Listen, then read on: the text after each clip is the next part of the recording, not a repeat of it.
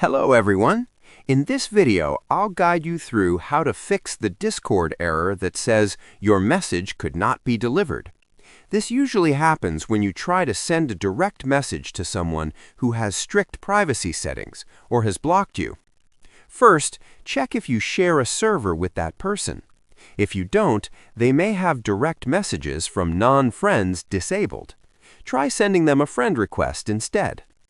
If you already share a server, open the server name, go to Privacy Settings, and make sure Allow Direct Messages from Server Members is turned on for you.